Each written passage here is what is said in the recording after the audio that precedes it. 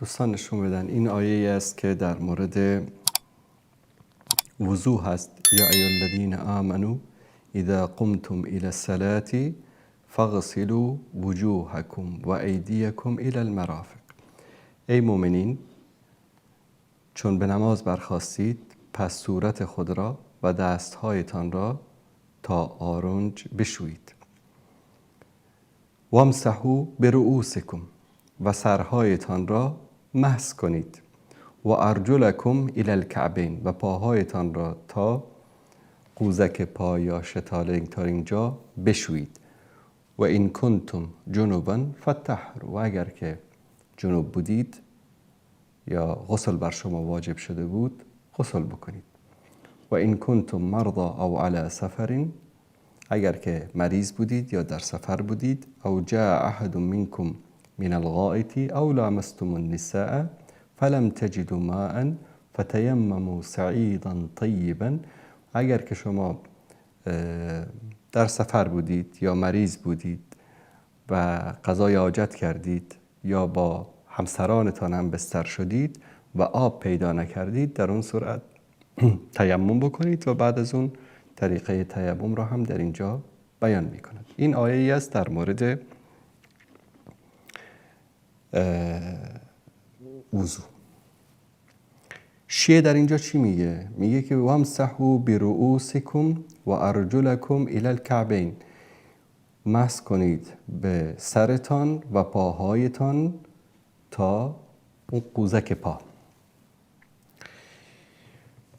در حالی که بر اساس ادبیات زبان عرب در اینجا وامسحوا برؤوسکم سرهایتان را مسح بکنید و ارجلکم برمیگرده به کجا؟ به وجوهکم و ایدیکم.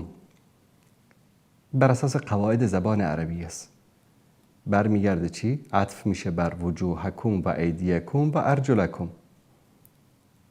نمونه دیگری از این آیه رو ما در قرآن کریم داریم که خدمت شما عزیزان نشون میدیم. ببینید تفسیر ترجمه اهل سنت بر اساس قواعد زبان عربی است. وجوهکم، ایدیکم و ارجلکم. اما ترجمه شیعه از این آیت بر اساس هوای نفس است. الان بر اساس همین ترجمه طبق قواعد زبان عربی اهل سنت ما میریم یک آیه دیگری داریم در قرآن کریم در سوره توبه است، آیه 3. در اینجا میگه که و اذان من الله و رسوله الی الناس، و این اعلام است از طرف کی؟ الله و رسولش به مردم. یوم الحج الاکبر، در روز حج اکبر، یعنی در روز عید قربان یا در روز عرفه.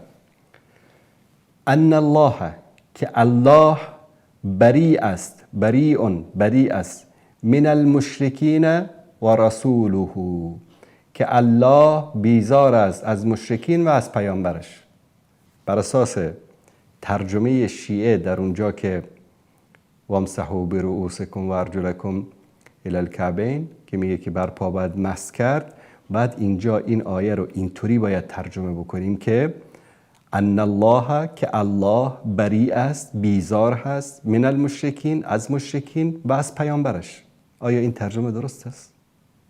هیچ انسان عاقلی قرآن رو اینطوری ترجمه نمیکنه، چون که بر اساس قواعد زبان عربی ان الله بریء من المشرکین، که الله بیزار است از مشرکین، و رسوله، و رسول الله نیز بیزار است از مشرکین.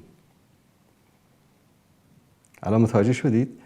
ترجمه اهل سنت اینطوری میشه که ان الله بریء من المشرکین و رسوله، که الله بیزار است از مشرکین و رسول الله هم بیزار است از مشرکین. ترجمه شیعه طبق اون آیه سوره 6 سوره مائده که اگر بخوایم ترجمه بکنیم میشه که خداوند ان الله بریء من المشرکین، خداوند بیزار است از مشرکین، و رسوله، و از رسول خودش هم بیزار است. والعیاذ بالله. برمیگردیم به آیه 6 سوره مائده.